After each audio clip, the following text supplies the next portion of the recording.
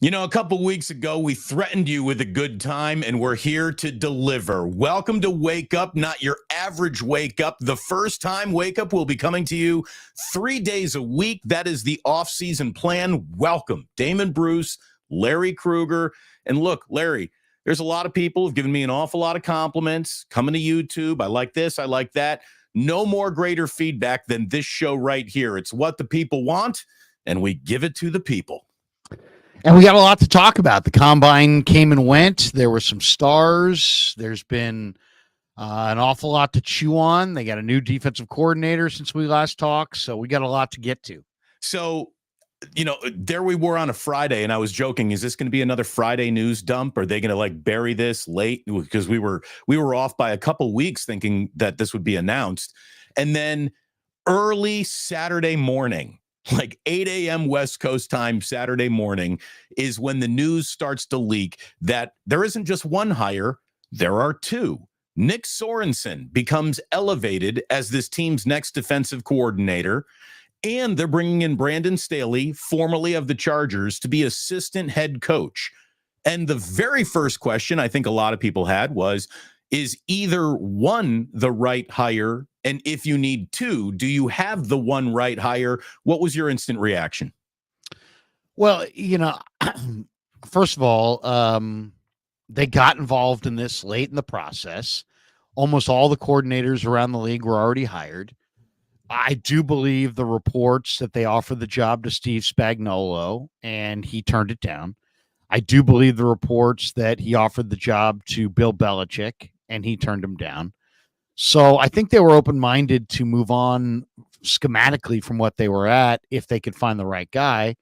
But then they also like Johnny Holland, and they like Daniel Bullocks, and they like Chris Kacherik, and they like the scheme that they run. So hiring from within was always a possibility.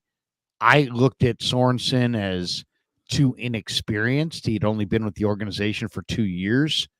But it makes sense. Last year, you went outside the room for Steve Wilks and asked him to come in and kind of adapt, and it didn't work out that well. And now you've got a guy internally who who knows your system. You're staying with your system. To me, the Sorensen wasn't surprising. The surprising was Brandon Staley as the assistant head coach. But obviously, Kyle and Staley hit it off. Staley in 2020 was very well thought of. Not so much now after his failed run as the head coach of the Chargers, but the league is littered with guys who were good as coordinators and not good as head coaches. So we'll see. We'll see. You know, Sorensen was the 49ers defensive game specialist, nickel cornerbacks coach. He gets promoted now. And, you know, if he really had the full faith and trust of either Kyle or the 49ers front office, do they hire Brandon Staley? Is Brandon Staley basically Nick Sorensen's den mother? Is he going to be a conduit between the defensive room and the offensive room? I mean, I really don't know. And I think it's one of those, you know, you and I both worked at a lot of radio stations, and you know, some guys are a producer. And some guys are a producer, but they're not just a producer. They're a producer of many things, and they wear a lot of different hats, but they just still carry the title of producer. And it's very undefined.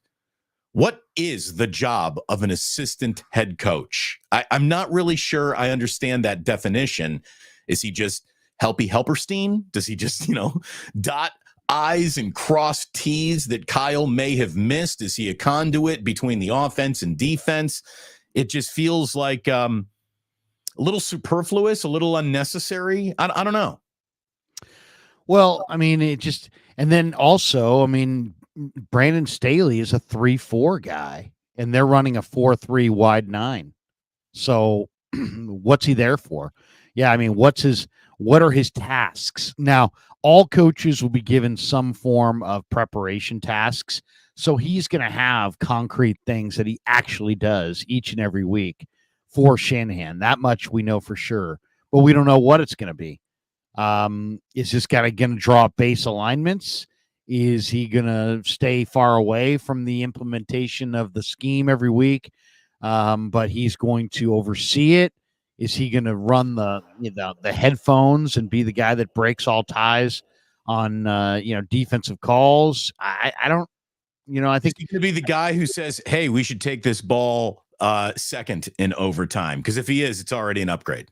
Well, or is he the guy that's going to tell Kyle Shanahan, "Hey, you know what?" Or is he the guy that keeps Kyle Shanahan off of the defensive, headsets because he's kind of the czar running it from above? I don't know. I got the feeling that, just knowing Kyle a little bit, that he would love to just focus on offense and not have a hand in defense. So is Staley there to game plan? Is Staley there to, is Staley there because they're taking a shot on a first team coordinator or, first time defensive coordinator, and they want to have his feet to the fire or a fallback option if he falls on his face? I don't know. I mean, all these things could be possible.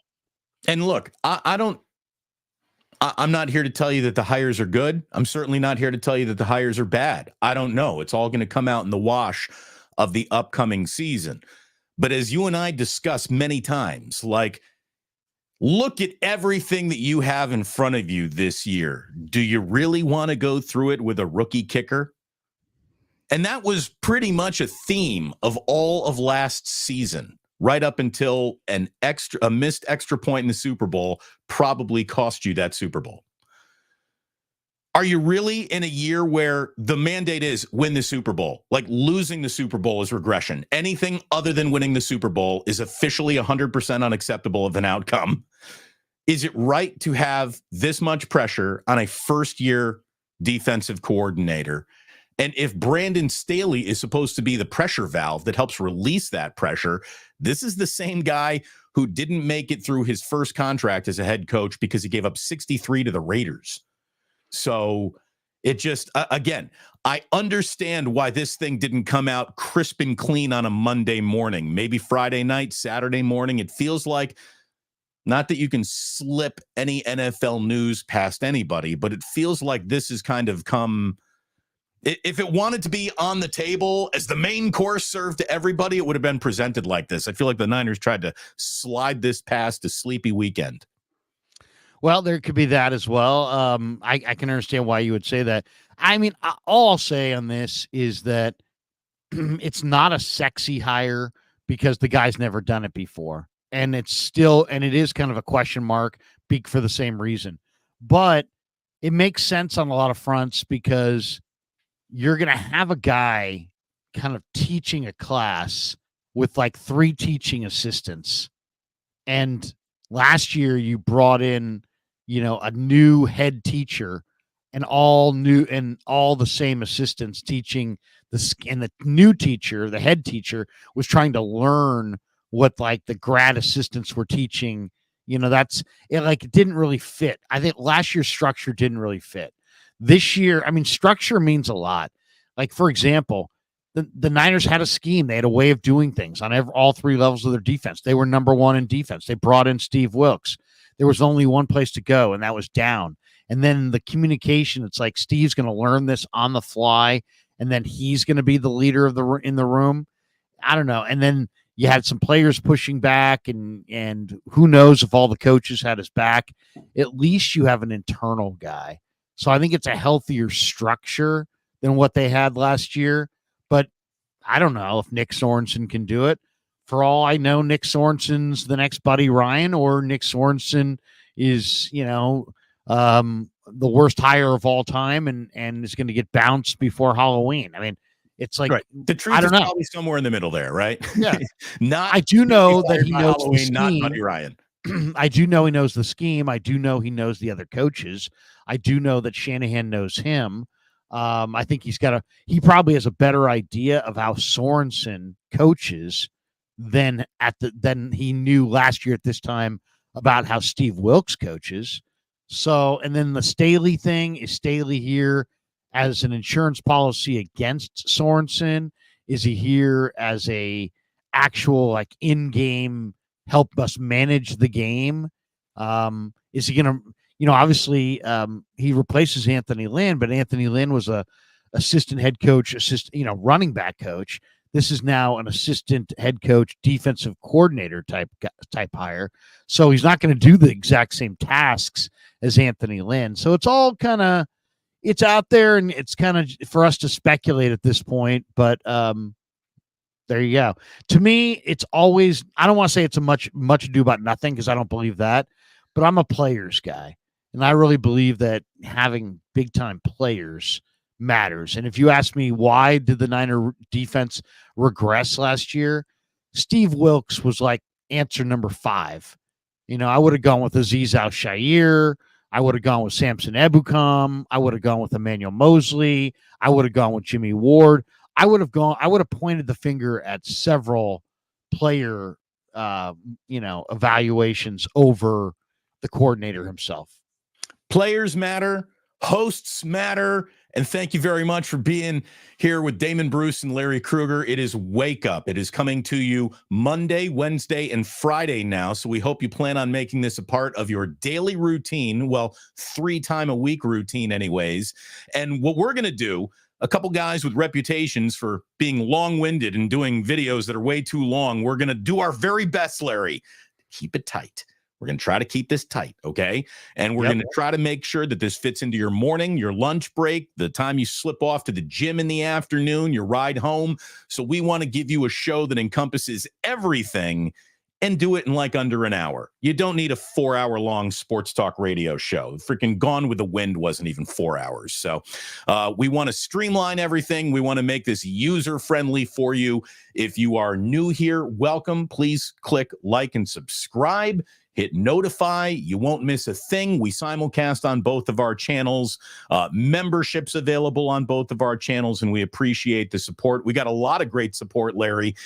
You coming out to support yours truly. Had a little Plus Mania meetup at the Halfway Club, my buddy's new bar out on Geneva. And let me tell you, folks, when Larry Krueger walks into a room, all eyes on Larry Krueger. It was great to have you, man. People were thrilled to meet you who haven't met you yet yesterday. Thanks for coming on out.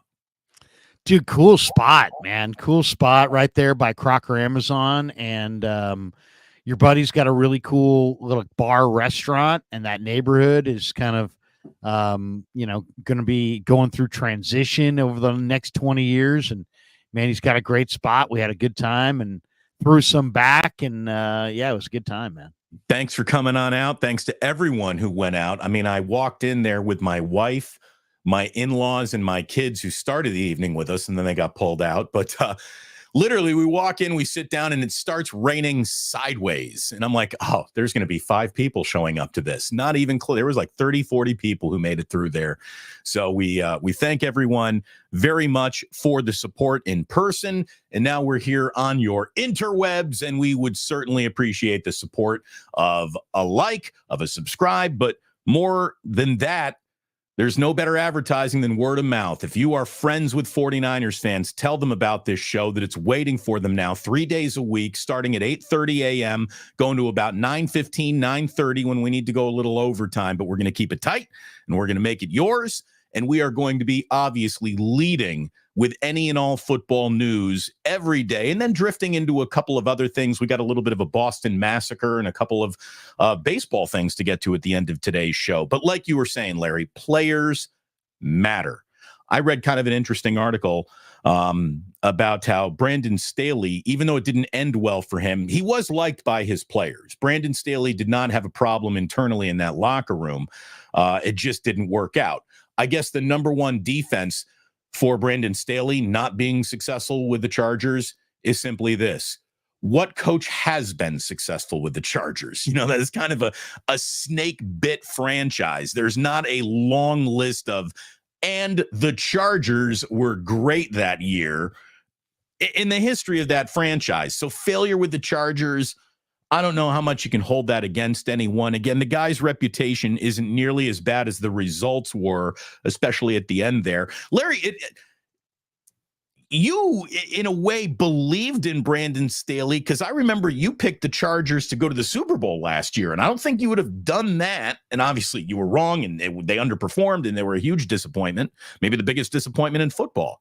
But you obviously liked him and them enough to have them as your Super Bowl pick. So, Really, what do you think? What are you giving a letter grade on this? Brandon Staley is now your assistant coach.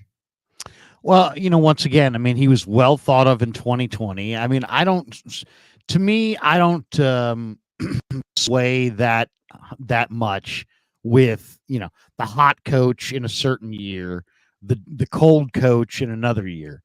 I mean, this guy he was the hottest name in defensive coaching in 2020. The Rams were number 1 in points per game allowed. They were number 1 in yards per game allowed, total defense. So, I mean, that was what, 4 short years ago. The Chargers, as you said, are, an organization that struggles. I liked them last year to meet the Niners in the Super Bowl. And what was I looking at? I was looking at, Khalil Mack and Joey Bosa up front. I was looking at Derwin James and Asante Samuel on the back end. I was looking at Justin Herbert with Gerald Everett and Mike Williams and Quentin Johnson, Austin Keenan Eckler, Allen, the most underrated talent in football, maybe. Yeah, Rashawn Slater and Zion Johnson on the offensive line. I saw their personnel. I mean, there's a reason that Jim Harbaugh ran there. It's the same reason that Jim Harbaugh ran here after the Singletary era, because there was a ton of talent on the roster and they just underachieved. And he knows that he can make them achieve at least to their talent level. So that's what I saw. I saw a very talented football team and a coach who I thought was going to be good enough to get it done.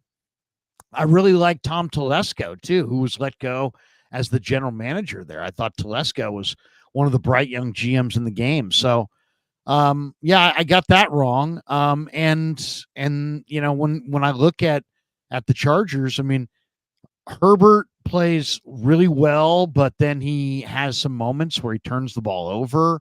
Their weapons got hurt. The rookie Quentin Johnson dropped the ball at a ridiculous rate. Joey Bosa got hurt on the defensive side. They just kind of fell apart. They never, that is a concern. So, I mean, there's no question that the value of Brandon Staley is down. The 49ers hired a guy whose value's right now in the toilet, and let's see if he can rebuild it. Well, reclamation projects are a little bit of what the 49ers have been into lately, and maybe Brandon Staley is one, and maybe a few players who played from Brandon Staley can fit at what is going to be, even though the cap is grown, there's going to be some tight margins around who you can add. The 49ers, if they keep a guy like Brandon Aiyuk, can add even fewer other names with bona fides, and you're going to have to take a couple of shots on a few guys on 1-year prove-it deals. And maybe Brandon Staley has a tie to a few of them. I think I saw it on Niners Nation basically saying, the Niners have been known to take on a few projects, and Brandon Staley has a few projects attached to him that didn't exactly pop. Maybe they follow him to San Francisco. And there are 3 names that kind of jumped out, all defensive names. Number 1, edge Kenneth Murray. Kenneth Murray was a number 1 pick in 2020. He's been a massive disappointment. 5 sacks, 21 tackles in 4 years. He's been hurt a little bit. The Bolts decided not to pick up his 5th-year option. But that's a guy who maybe you just say, look, it didn't fit there, but for a veteran minimum, absolutely team-friendly deal, maybe he turns into your next Cleveland Farrell or Arden. Well, no. He's a stack backer. So he's a stack backer. So he's more like a Greenlaw or a Warner.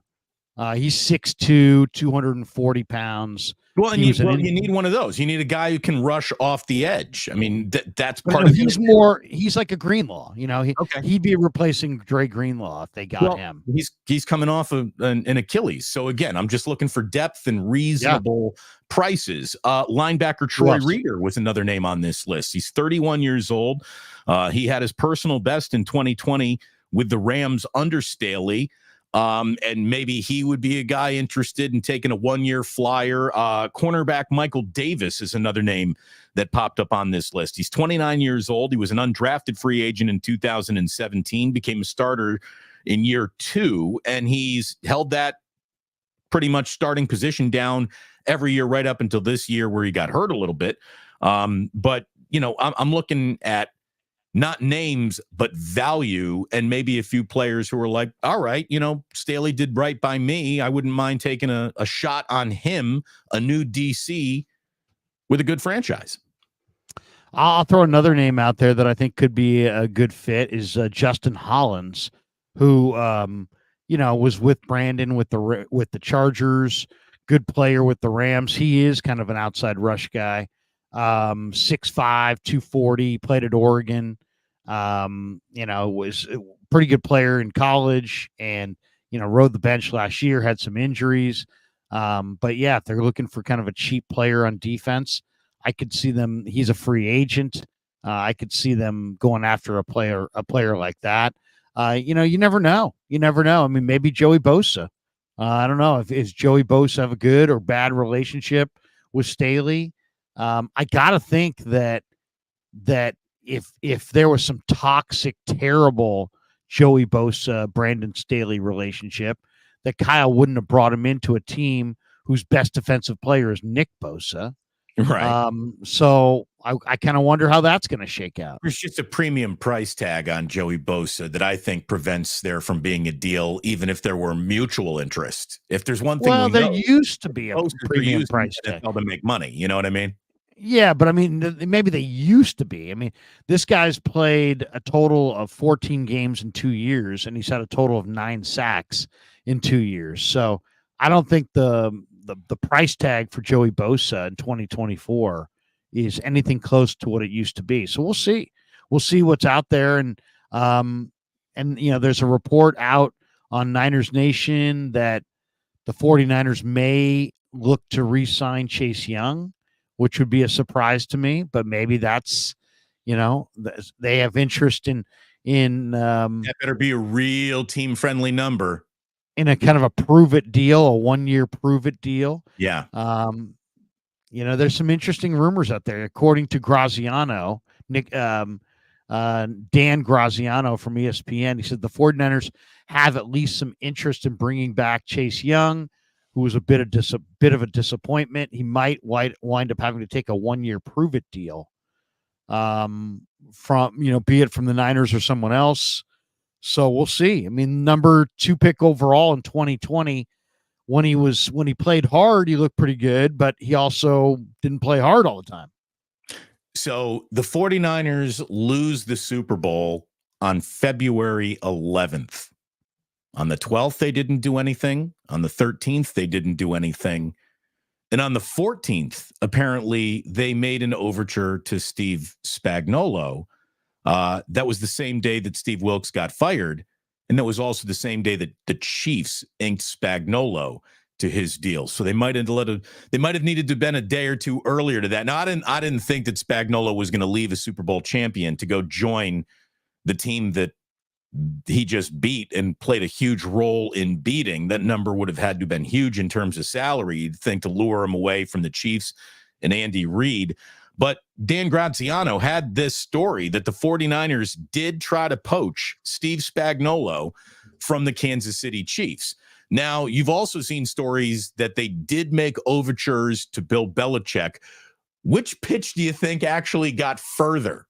Do you think that Spagnuolo or Belichick spent 10 minutes on the phone with John Lynch at any point in time there? Or was that a quick hang up? No, thanks, not interested on both accounts. Well, it's one of those things where these guys all are smart. Spagnuolo was trying to get a new deal from Kansas City. I'm sure it didn't hurt that the Niners picked up the phone and called him, hey, by the way, guys, hey, Brett Veach, by the way, Lynch called yesterday and was interested in me maybe being over there. Right. Oh, really? If anyone ever wants to know what you're really worth, have 2 job offers. Right. So, maybe my guess though is that if they offered it to either guy, I don't know. To me, it'd be more interesting to see who they offered it to first. Totally. Did they offer to Belichick first? Did they say Spagnuolo, hey, we want you? I don't know. But either way, I think it goes to show that where they're at, I mean, when you're talking about offering your defensive coordinator job to Spagnuolo and Belichick, you're pretty desperate. You know, you're desperate to get it done, and you're willing to switch up your scheme to get it done. Both guys said no, and then they decided to stay in house. I think that's my read on it.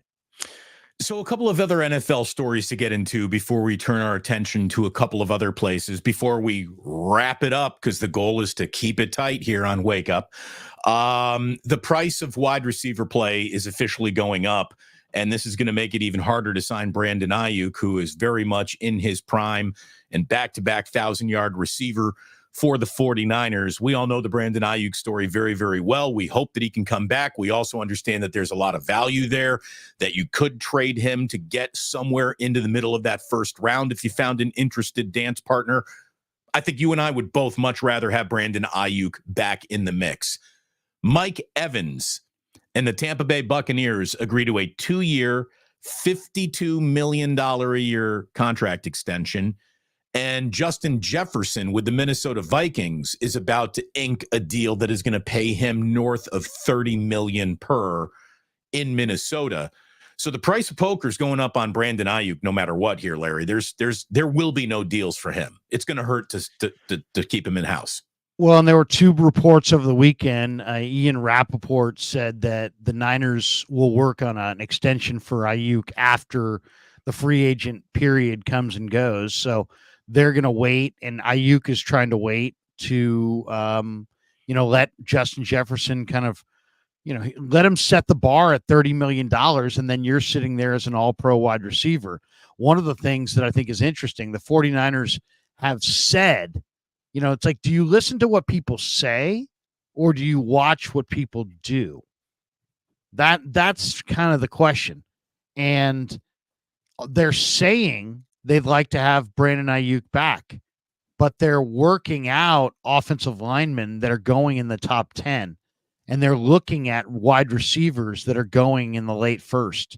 And it makes you wonder if they kind of know that A, they want Aiyuk back, B, that Jefferson's going to redefine the market beyond what they're willing to pay, and so that C, they have to have a pivot trade ready. And if you said to me what's going to happen, I think the Niners want to re-sign Brandon Aiyuk. I think the wide receiver market is going to reset itself north of $30 million in a year where Aiyuk's an all-pro. And then I think the 49ers are going to make their best offer. And if Aiyuk bites, he'll be a Niner. And if he doesn't, they will trade him for a first-round draft pick and more, and pivot and go to the premier offensive tackle in the first round and look for a wide receiver late in the first round. They're working out Xavier Legette, Brian Thomas, receivers that are probably going to go in the 20s and 30s. They're also working out offensive linemen that are going to go in the top 10. So what does that tell you? That tells me that they know that Aiyuk's market is really wild, that there's a very good chance they could get priced out. They also have Juwan Jennings, Deebo Samuel, and they've worked out a bunch of receivers. So I think that their actions, if you say their actions speak louder than words, their actions say that they're very much that it's very viable that they trade Brandon Aiyuk and go with an offensive tackle and then follow it up with a receiver. So I think you're totally onto something. Everything you said just carries an awful lot of weight to it and could be part of the plan. The other thing is that the 49ers, Larry, they got 11 picks. They don't need to add 11 players this offseason. They really don't. You can package your pick at 31 and maybe a third or fourth rounder to move up into those late teens in this draft as well. And due diligence is something that you and I have always been long admirers of. And you're supposed to talk to and work out players that you assume probably won't even be a reality for you. But that's what good teams and good front offices do. You do your homework and you do it on everyone, because you never know who might just slip or for whatever reason fall to you or be there when you least expect it. So I'm glad that they're doing all of this legwork on players that are probably off the board by the time they pick at 31. And you're right. Brandon Aiyuk is a trade, a vehicle that would allow them to move up into the middle of this first round. But I think their own pick at 31 and a few other picks later in their draft also move them up. So I think that there's two different things working here. Yeah, I'll just say this though. I mean, the calculator that calculates draft trades indicates that even if the Niners traded their second and third round picks, they'd have a hard time getting to 17. And there's a very good chance that J.C. Latham and Talieisi Fuaga, the top two offensive tackles who both looked awesome in Indy, there's very little chance they get beyond that point. So it's going to be my if they really are interested in getting a plug and play right tackle like a JC Latham or, somebody like that, a Talieisi Fuaga, who looked amazing at this combine over the weekend. They're probably going to have to move Aiyuk to do it. By the way, Larry, a little, tired and wired, as everyone likes to tweet about that. Here's what used to be cool. Here's what's cool now. You know what's tired? Wide receivers and corners running 40 times. Wired are the big fellas running 40 times. You give me defensive tackles and offensive linemen putting their sub 540 packages together. That to me is more entertaining than guys just running like the wind. And we had a couple guys running like the wind and the fastest ever combine time measured in the 40. Congratulations to former Texas wide receiver Xavier Worthy, who dropped a 4.21 on the world at the combine. That beats John Ross's John Ross the third. He had a 4.22 back in 2017. He didn't have much of a career at all. Cornerback Nate Wiggins out of Clemson also ran a blazing sub 4.3. And there are absolutely guys who made themselves money in underwear this past weekend in Indianapolis. No doubt. And, every year you watch the combine, the receiving depth is amazing. And this year is no different. I mean, Marvin Harrison Jr., Malik Neighbors, Rome Odunze, Brian Thomas, Ladd McConkey, Troy Franklin. Out of Washington is a stud. He's got a body on him too, man. I mean, and Keon Coleman, Adonai Mitchell, Xavier Worthy, Ricky Pearsall, Roman Wilson, Xavier Leggett, Rice's kid, McCaffrey's brother ran a better 40 than Christian did. And he's a one-year receiver, former quarterback who was all conference this year for Rice. That's 6'2", 195 pounds. I think the Niners could have interest in Luke McCaffrey. They could have interest in Malachi Corley, who's very much like a Debo clone. They could have interest in Brendan Rice as a replacement for Juwan Jennings if Jennings' market gets out of hand, or if somebody comes looking for Jennings in a trade. Jennings is a restricted free agent, but he might have been the Super Bowl MVP, and he's got a hot market right now. And a lot of ex-Niner offensive assistants around the league who are big fans of Jennings. So the Niners tagged him with a second-year tender or a second-round tender, but doesn't mean they have to take a second-round pick. They could, somebody could offer Juwan Jennings the bag, and the Niners could say, hey, we'll take a third and a fifth-round pick for, Juwan Jennings, and then turn around and use that third-round pick to take Brendan Rice or Luke McCaffrey and get younger and cheaper and faster and better at wide receiver. So, I just wish a lot of things are possible. I just wish that there was some track record of a rookie wide receiver or rookie any offensive player other than Brock Purdy himself that had any degree of success under Kyle Shanahan early. It just does not happen. It hasn't happened. He's going to be going into year. Debo was pretty good.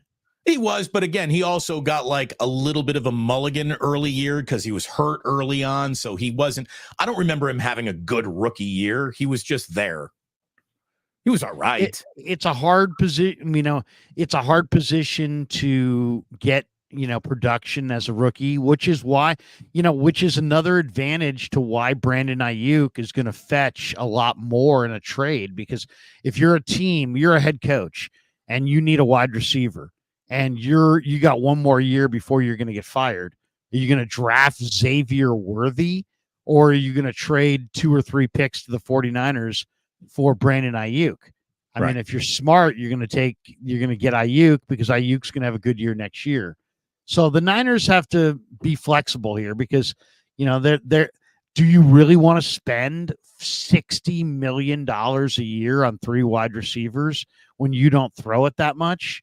That doesn't seem likely. So we'll maybe see with how a it goes. quarterback that you trust, you start throwing it more. I mean, isn't that the evolution of Brock Purdy himself? You're going to be throwing the ball more with a quarterback that you think is like a legit NFL MVP candidate level quarterback. Like you're not just going to be mired in run the ball. And how ridiculous is it that, we say that they don't throw the ball enough, and yet it is throwing the ball too much in the third quarter of the Super Bowl that probably caught them a loss in Las Vegas as much as any one play, a handful of plays. Those three and out drives were just part of the reason why they lost the Super Bowl. Maybe don't forget to be a run the ball coach. Hey, Kyle, run the ball. Don't forget though, the Chiefs loved Tyreek Hill and traded him. Right. The Titans loved AJ Brown and traded him. The Packers loved Devontae Adams and traded him. So the record shows that these receivers get traded. They do. There is a certain walk away price point, I guess, on everyone. And by the way, a few, what rookies have played well under Kyle as a head coach. The best answer that's come in is officially Elijah Mitchell. But again, running back, not wide receiver. The other answer was George Kittle. Again, not a wide receiver, but George Kittle, they just happened to pick up a Hall of Famer in the 5th round there. That's, they got lucky with Kittle for sure. Football media, obviously, we're watching it change. You and I are part of that change, Larry. We hope everyone makes Wake Up part of their 3-time-a-week media routine. We're coming to you at 8:30 a.m. Monday, Wednesdays, and Fridays now. Damon Bruce, Larry Krueger here with Wake Up. There's a huge change afoot in all of media and in, actual physical, embodiment of just times changing and things passing. Peter King hangs up his typewriter this year. He will certainly be missed in the conversation. I'm sure he'll still figure out a way to stay involved somehow.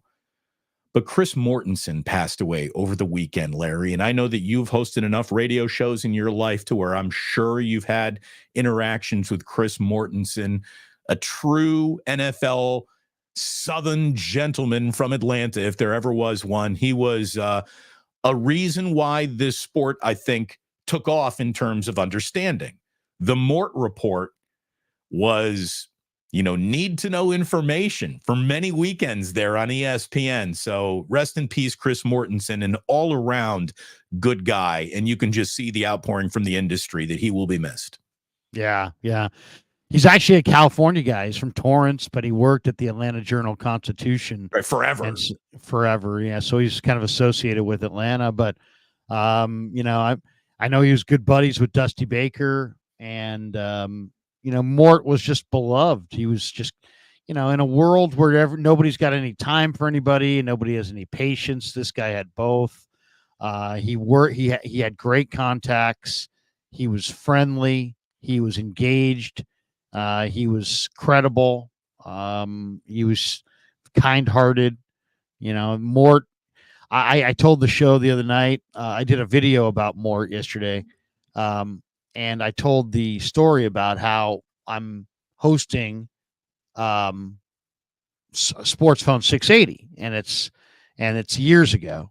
And Mort's rolling. He's the guy, right? He's like the Peter Gammons of football. He's Adam Schefter at that time, right? And so I call him, and I'm booking my show for the week, and I booked him for Thursday night, and it was like right around this time of the year. And Thursday at 4 came, and I got a call from Agnew going, we got to ask the Giants tonight at 7. And I'm like, you know what? Can we move that to 8? I've got Chris Mortensen. No, we can't move it to 8. We got sponsors. We got this. I'm like, I got Chris Mortensen. And he's like, have him do 8 o'clock. I'm like, I'm pretty sure he's in the East. So anyway, I totally forget about it. I get involved in my day. Now it's face-off time, 6:55, 9:55 Eastern. And I get a phone call in the studio. Hey, it's Mort. He wants to talk to you. So I go right before the face-off, and I'm like, Chris, I totally zoned. We have this Ask the Giants thing, and we have Dusty on tonight. And he's like, I love Dusty. I've known Dusty. Dusty and I are buddies. And he's like, no problem. What you want to do it at 8 o'clock your time? And I'm like, where are you? He's like, I'm in Bristol. And I'm like, dude, it's 11 o'clock there. You don't mind doing that? He's like, no, I got a couple things to do. I'll come back. He came on at 8 o'clock, 11 o'clock Eastern, talked for like a half hour when he was on top of his game.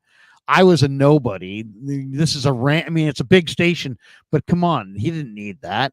And it just kind of showed who he was, man. The guy would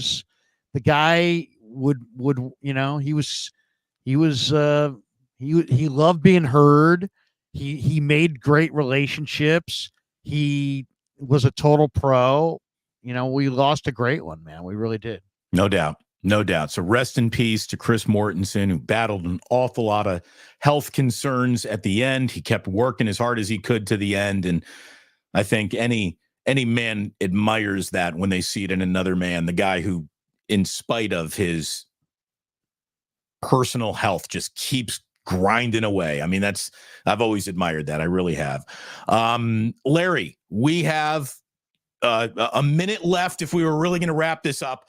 In 45 minutes, we're going to keep it tight, but we're going to need overtime right here in our very first show because there's a couple things that we still haven't gotten to. There's no reason to spend much time on either, but here we go. By definition, any 4-game road trip that you come back 3-1 from was a good road trip. And the Golden State Warriors just had a good, they needed it road trip. However,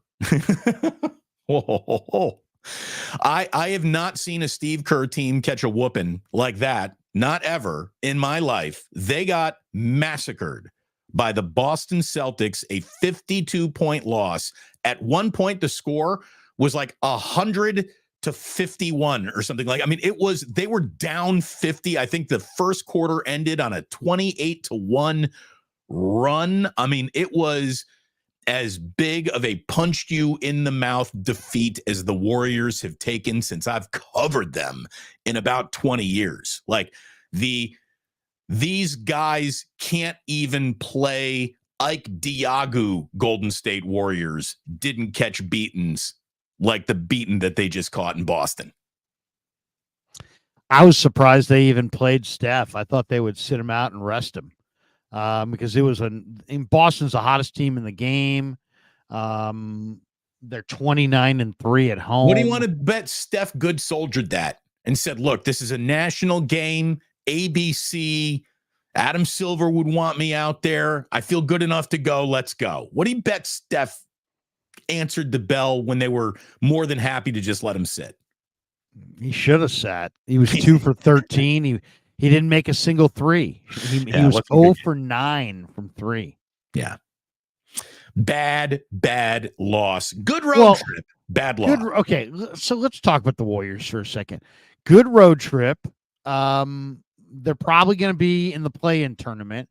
These people acting like they were going to be able to beat the Nuggets. It's like, dude, what are you watching? Are you serious? I mean, Green, Thompson, Curry, all past their prime. They're going to be able to beat the Denver Nuggets, who have the best player in basketball, and the entire rotation of players is in the prime of their career.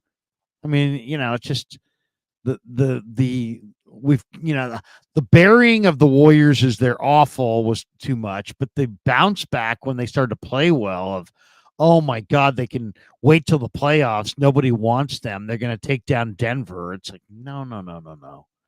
They're not.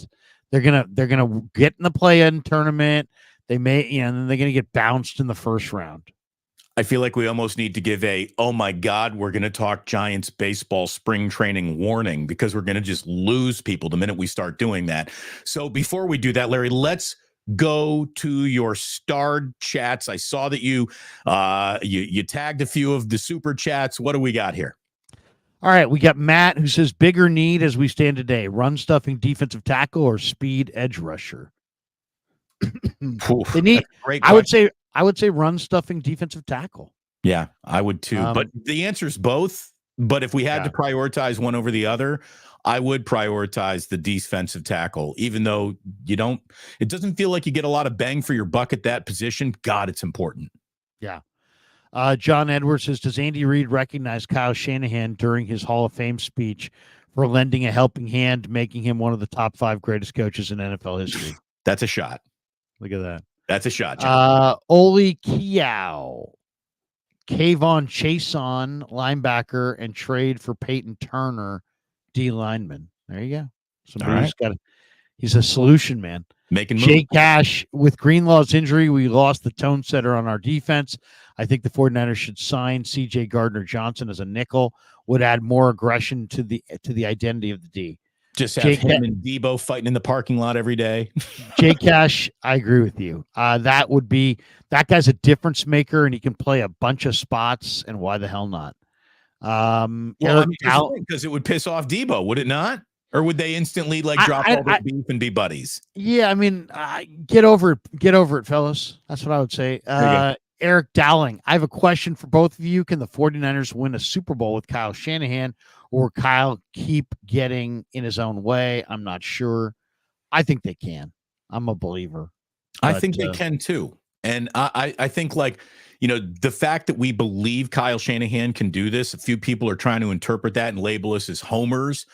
Look, bet on the guy who keeps on reaching the Super Bowl, maybe even a little bit more comfortably than betting on the guys who haven't. Again, if Kyle's not good at this, how about the other guys who have been around this league coaching for about a decade as head coaches now, who've never had any playoff success to really point at? Again, Kyle's disappointments are the dreams that other coaches have. The other franchises would love to go to and lose 3 Super Bowls. A lost Super Bowl is painful. It doesn't mean you're bad at this. As a matter of fact, it does mean you're second best at this. And second best isn't good enough for Niners fans. We get it. But Kyle is an outstanding head coach who has yet to win a Super Bowl. They are special moments. They are hard to find. And when they're there in front of you, you better capitalize on it. And this guy's now 0-2 as a head coach. And if he were ever 0-3, that would be staggeringly painful. He's good at what he does, man. He's good at what he does. You can be as angry at him as you want. The 49ers are a good franchise with Kyle. Full stop. He hasn't gotten it done yet, but to get rid of him here would be like the Eagles getting rid of Andy Reid. Was Reid a good coach? Yeah, but they still got rid of him. Right. And then he's gone on to win 3 Super Bowls. Well, but then the Eagles won a Super Bowl, so getting rid of Andy Reid was the right thing to do. That's No, it wasn't. The guy's got 3 Super Bowls. You don't. Right. You know what I mean? They don't. So, but Andy Reid doesn't have shit without Patrick Mahomes. That's the thing. There is no, I'm a coach that is good enough to coach any team to a Super Bowl. There is no, I am singularly good enough as a quarterback to get a team with lousy talent, bad blocking, and a crappy defense to a Super Bowl. It takes so many different data points coming together and finally equaling a Super Bowl equation for it to work or fit. This shit is hard, kids. It's all very, very hard. Are we done with the starred chats, Larry? Yes, we are. All right, we're 5 minutes overtime almost. We have just a couple more minutes to spend on your San Francisco Giants. Matt Chapman signs a 3-year deal if things go wrong. It's a 1-year deal if he plays well, because he's got opt-outs after every year, a 3-year, $54 million deal, opt-outs everywhere. Look, defensively, this guy can be Scott Rowland at times. He is a human vacuum over at third, and given the Giants' necessity to get better defensively with Matt Chapman, they have. He's got a good barrel rate. He hits the ball hard, but he's also an adventure at the plate. It's Matt Chapman, everybody. He's good. He's really good defensively. I don't think it's a signing that's going to sell a single ticket to come out to the ballpark, but they did get better as a baseball team, I think, by adding Matt Chapman. And I know that Farhan has already given his "my team is on the field" bullshit speeches to any reporter who will sit down and listen to him. To me, the job is not done with Blake Snell and Jordan Montgomery still out there. If you really want to have a year where you can go from 79 and 83 to 83 and 79, I think you still need to add a pitcher. And you have the reigning Cy Young Award winner and a guy who won a World Series just waiting. I still think they need a pitcher. And if they do that, they'll be decent. They'll have a respectable year. They'll be flirting with that wild card, which, is, I guess, technically interpreted as you're a contender. I mean, Chapman can play the hell out of third. The problem is they stated they wanted to be on a youth movement. And now it really looks like with Marco Luciano, who's hitting 0 in spring training, and Casey Schmidt, who hit 206 last year, that they're going to say youth movement be damned. We're not going to give at-bats to Luciano. We're not going to give at-bats to Schmidt. And you're going to see Nick Ahmed at shortstop every day, and you're going to see Matt Chapman at third base. It could be a very good defensive left side, but you're also talking about going with vets in the middle of your youth movement. So it's kind of like, well, what are you doing? Point, why not just keep, Brandon Crawford around? Well, because Crawford, I think Nick Ahmed, I'll say this right now. Nick Ahmed is better than Brandon Crawford. So that's why it was smart to go with Nick Ahmed.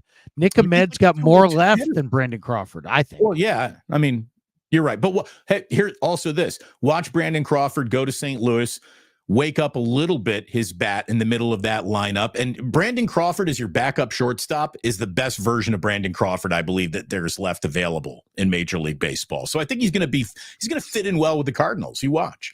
Well, it's easier to accept a reduced role in a new room. Totally. It's kind of like Klay Thompson. Would he be a good backup 2 guard? Yeah. But with the Warriors, he can't be a backup 2 guard. But if he goes to the Clippers next year, he could be. It's the same thing. I mean, Crawford, says all the right things, but the reality is when you've got the best shortstop in the history of the franchise sitting on the bench and Marco Luciano goes 0 for 12, there's going to be tremendous pressure to put him out there. So, and sit down Luciano. I think they're going to do it anyway because I think they're going to go with Nick Ahmed. But I do agree they need another starting pitcher. Heck, they could use 2. Here is your opening day lineup. You got Jung-Hoo Lee playing center field and leading off, playing second, hitting second. Tyro Estrada, Lamont Wade Jr. at first, hitting third. Jorge Soler is your DH in the cleanup spot. Chapman, Michael Conforto, Patrick Bailey, Mike Yastrzemski, and Marco Luciano playing shortstop. And again, he might not be able to hit major league pitching, but look, as far as the lineup you thought you were going to get, and that lineup is better than the lineup I thought the Giants were actually going to run out on opening day. It's not great, but it's okay. It's okay. Are you better than the Padres? Are you better than the Mets? Are you better than the, who else are you playing against here? Are you better than the Cubs? Are you better than the Cardinals? Are you better than the Diamondbacks? I don't know. If you, there is you would be. there's a way. I mean, it's baseball. There's a way the Giants can win 70. There's a way the Giants can win 90. But there's a lot of ifs that have to happen in that 90. I mean, if Patrick Bailey continues to get better, if Luciano comes of age, if first base between Flores and Wade give you really good numbers. Right. Solar and Chapman combined to hit 60 home runs. Yeah, if Matt Chapman comes on and has a career renaissance, if Soler pops 30 bombs, if Yaz bounces back, if Matos and Ramos come of age, and it's really a lot on the mound. If Carson Wisenhunt and Mason Black and Kyle Harrison and the young guys in the rotation who they're leaning on, if those guys all, two or three of those guys, come out of nowhere and show that they're big league starters. If Amir Garrett finds himself in the bullpen, I mean, there's a bunch of if the Giants get like about 10 breaks, they could win 90. But the odds of that are not good. The odds are they're probably going to win closer to 70. So we'll see. They need a starting pitcher bad. Was Zach Wheeler flipped for Carlos Beltran all those years ago? Was he part of that deal? Zach Wheeler with a 3-year extension in Philadelphia for, if I can do my best, Gary Radnich talking about Barry Zito's deal, $126 million. 3 years, $126 million. How times have changed? Because Zito was what, 7 for 126? A $42 million a year salary for Zach Wheeler. That puts him in the Scherzer, Verlander type of neighborhood. It is the most lucrative extension in baseball history in terms of annual value. And dude, you got pitchers making 42 million. You got guys who play every fifth day making 42 million a year. Good God. Holy shit. The guy's a hell of a pitcher. 6th pick in the draft by the Giants. They traded him for Carlos Beltran. It was a terrible trade. And he's come of age in Philly. He's won the Gold Glove. He led the majors in innings pitched in 2021. He's 33 right now. He's an ace. So, I mean, the guy, he tore his elbow ligament, had elbow reconstruction, missed 2015 and 2016, and has bounced back. I mean, it's kind of shows the miracle of modern medicine now. It's like you tear up an elbow, you not only can come back, but you can come back and star, and that's what he's done. He's been great. Larry, we're moving into the realm within the next 2-3 seasons. Aces and faces, like recognizable position players, are going to be at $50 million a year. It's happening. Oh, I know. The $50 million a year player on the reg is happening. Every single team in baseball, but for the A's, will eventually have like a $50 million a year player somewhere, somehow, some way on their roster. It's just the way it's all going. Again, things change. This is evidence of that. We thank everybody for joining us for our maiden voyage here of Wake Up being a 3-day-a-week extravaganza. We will do our very best to streamline this to 45 minutes so it fits perfectly into your lunch break, into your the treadmill run at the gym, on your way home this evening, wherever it fits you in your morning routine as you're getting ready to go to work. Hopefully we can fit this into your life perfectly. Thank you for fitting your life into what Larry and I are doing. Like, subscribe, all of those YouTube-y things. Hit notify. That way you'll never miss it. The show is simulcast on both our channels, and it doesn't matter where you watch. It just matters that you are watching, and we thank you very, very much. We have a little bit of a tradition, Larry, on Wake Up. I don't know if we're going to do it all 3 days a week, but we got through this one with all of our ACLs. It means it's a good show. Trent, you're so funny. You're always talking ACLs. You got to get to Amici's. You got to get to Amici's. Two things we should mention, though, before we get out of here. Yes. One, I know you're a Cub guy. Yes. There's a rumor this morning that with the Matt Chapman trade or signing with the Giants, that the Giants could pivot today and maybe even trade JD Davis to the Cubs. Well, and how about the Davis. fact that Farhan signs a guy like Chapman without even picking up the phone to talk to JD Davis? Like, this is where Farhan is bad at this. He is a bad internal communicator. He's bad at talking to agents. He's bad at talking to free agents. He's bad at talking to his own clubhouse. Yeah, I don't think Farhan is all that great, to be honest. But yeah, they're saying that the upside of the Chapman signing is that JD Davis is an attractive trade target for teams needing a third baseman. The Cubs are viewed as needing a third baseman. JD Davis is 30, hit 18 home runs last year, hit 248. So anyway, that's kind of interesting. I don't know what the Cubs have that the Giants would want. Giants obviously need starting pitching, but that's one. And then the other interesting note I think we should mention here is Dan Graziano is suggesting that the Niners and the Rams could be landing spots for Zach Wilson. And I know Zach Wilson did not play well with the Jets, but what do you think? Zach Wilson backing up Brock Purdy? Could you see it? It wouldn't be the first time a failed Jets starter came to back up Brock Purdy. We just saw that with Sam Darnold. All I can tell you is that his mom seems to party. So let's bring her out here. Let's see. No,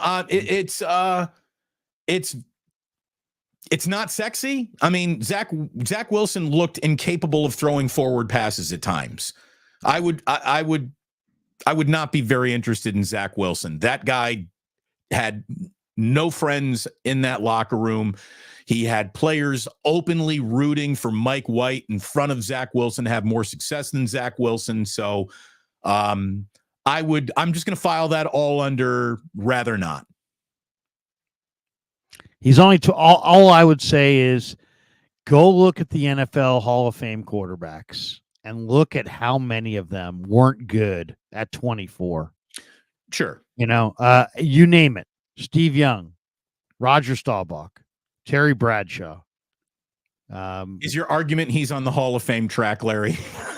Come on. No, but my argument is that every year we talk about the rookie market. Right. And we just saw it at the combine. Oh, are you kidding me? J.J. McCarthy is awesome. Oh, Michael Penix is awesome. Bo Nix is awesome. Jaden Daniels is awesome. Hey, Zach Caleb is awesome. Caleb Williams is awesome. Drake May is awesome. They're all awesome.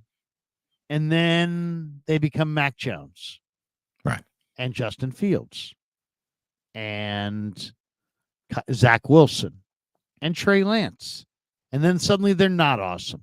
But then history tells you that of the 30 quarterbacks in the Hall of Fame, like 15 of them weren't good at age 27. So, you know what? To me, there's two markets you can shop from in the offseason quarterback market. You can shop from I got to get a draft pick and draft one of these rookies because they're all awesome and they're all going to be great. Or you could shop from the guys who were going to be great that aren't great that are somehow now available. Project. And let's be honest here. Some of these guys are going to be damn good. Yeah. I made up a list of these guys. Here are some of the quarterbacks that are considered busts right now who might be good. Zach Wilson, Mac Jones, Sam Darnold, Kenny Pickett, Justin Fields, Kyler Murray. Well, Justin Fields is not in this group. Justin Fields is about to be traded from one team as a starting quarterback to another team as a starting quarterback. So his career is not. But if he was awesome, the Bears would just go with him. True. And there may not. Kyler Murray, Daniel Jones, Davis Mills, Sam Howell, Trey Lance, Jake Browning, Drew Lock, Bryce Young, Malik Willis, Desmond Ridder, Aiden O'Connell. All those guys are under 27. And here's the group of guys who weren't good at the beginning. Bradshaw, Aikman, Young, Staubach, Fouts, Jurgensen, Lenny Dawson, Kurt Warner, heck, Alex Smith. So all I'm saying is, which, I don't know. I'm not sure if I would rather shop from the rookie basket and take a chance on one of these guys that everybody says is going to be awesome, or shop from the it hasn't worked out quite yet for the young veterans. But I bet you anything, there's going to be a couple young quarterbacks there that find themselves. Hopefully you get to find that diamond in the rough, the unpolished diamond that is Zach Wilson, though. Just, look, it's the Jets. That is a team that is defined by its failure. So getting him in a new situation with better time, I mean, who knows? Who knows? I just know that the locker room didn't seem to like him very much. So he made some mistakes. That would be my, what is Davis Mills doing? I'd rather have that, I think, than someone who seems to be a little bit more of a firebrand and who bangs his mom's friends. Greg Argisi, but I could see Zach Wilson wanting to be a Niner, and wanting to play for Shanahan. He wants to go somewhere where there's an offensive guru, some support in place, and kind of he's a reclamation project at this point. I saw the price tag. Someone said it would be like Zach Wilson in a 7th for a 6th. That's almost like a free stab. That's sure. If it doesn't cost you any money, you're going to need a backup quarterback. The answer is it's going to cost you some money, but it's not going to cost you any draft picks. It may cost you $5 to $8 million. I don't know what his contract is. I mean, exactly. At $5 million, why wouldn't you just keep Darnold for another year? Well, that's the thing. Maybe Darnold wants to move on somewhere else. I don't know if Darnold did anything to make anywhere else really think, okay, he's ready. Yeah. Well, exactly. He didn't really get to play, so who knows if he has a market out there. But I mean, if you said to me, who would I rather have between Sam Darnold and Zach Wilson, I'd take Zach Wilson. We'll be back at 8:30 Wednesday. 8:30 on Wednesday, and Larry, our lead topic is going to be an 18th NFL game on Wednesday. We will get to that then and obviously deal with any breaking news. We will always start 49ers and football, but we will cover the Bay better than anyone, and we'll do it for you in a way that makes it easy to fit into your day. Thank you so much for tuning in. Like and subscribe, all of that on the way out. There it is. Larry, final thoughts? Greg Argisi says, guys, how is it in the Super Bowl, the NFL gives the Chiefs an extra first down on the final drive, and nobody from the Niners says crap? Unacceptable. WTF. It didn't happen. It was a television graphic mistake. I don't think they ever lost a down. Okay, there you go. I would do Ralph and Trent Baalke, but I got a little frog in my throat, so I'll just say, it's a hell of a Monday. Let's get out there and tear our ACLs. And on that note, peace.